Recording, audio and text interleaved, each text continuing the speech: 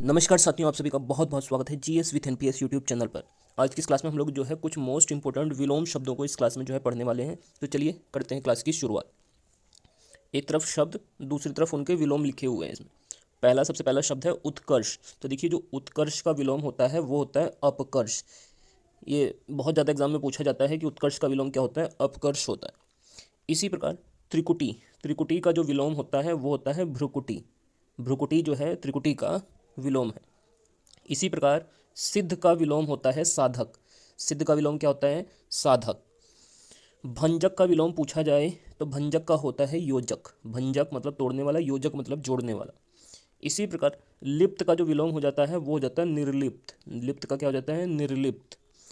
इसी प्रकार अपसरण का जो विलोम होता है, अपसरण का होता है अभिसरण। इसको भी याद करना है, अपसरण का विलोम होता है अभिसरण।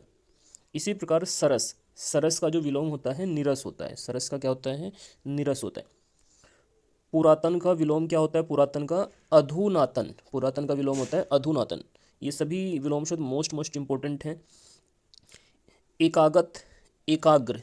एकाग्र का जो विलोम होता है वो चंचल होता है। एकाग्र का विलोम क्या होता है, चंचल। एकाग्र मतलब जो एक तरह से स्थिर हो, चंचल मतलब जो गतिशील हो।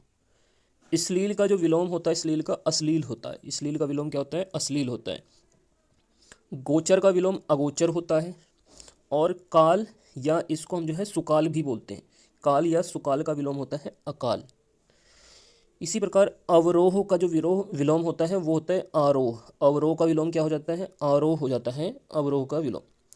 आनंद का जो विलोम होता है निरानंद होता है।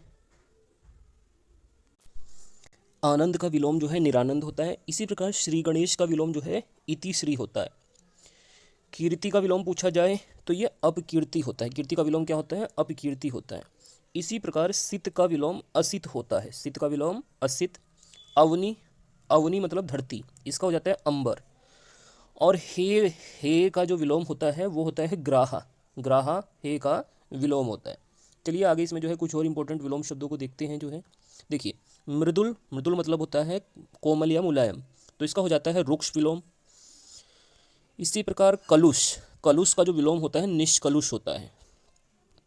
इसके अलावा अगला है निरंजन। निरंजन का जो विलोम होता है वो होता है नश्वर। क्या हो जाता है, नश्वर। इसी प्रकार सन्यासी, सन्यासी का विलोम क्या हो जाता है, सन्यासी का विलोम होता है गृहस्थ। सन्यासी का विलोम होता है गृहस्थ। स्विकीय, स्विकीय का विलोम होता है परकीय। स्विकीय का विलोम क्या होता है, परकीय होता है। एकाधिकार, इसका विलोम हो जाता है सर्वाधिकार। आलोक का जो विलोम होता है अंधकार होता है। उपमान का जो विलोम होता है व्यतिरेक होता है। उपमान का विलोम क्या होता है, व्यतिरेक। इसी प्रकार जो मंद मतलब धीमा, इसका हो जाता है द्रुत। द्रुत मतलब होता है तेज। सूक्ष्म का जो विलोम होता है वो होता है स्थूल। स्थूल जो है सूक्ष्म का विलोम होता है।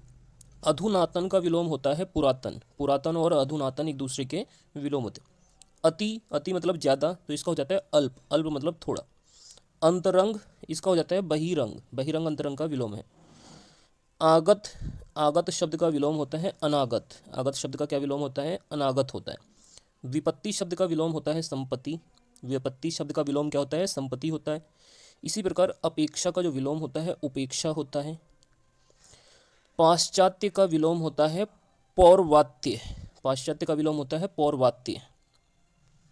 शाश्वत का जो विलोम होता है ये भी नश्वर होता है।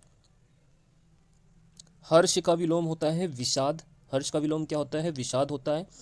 और उत्तम का जो विलोम होता है ये अधम होता है। उत्तम का विलोम क्या होता है, अधम, इसका विलोम होता है। तो ये हमारी आज की क्लास थी। अगर आप लोगों को ये क्लास अच्छी लगी तो वीडियो को आप लोग जरूर से जो है लाइक कीजिए। और अगर आपने अब तक चैनल को सब्सक्राइब नहीं किया है तो चैनल को जरूर से सब्सक्राइब कर लीजिए।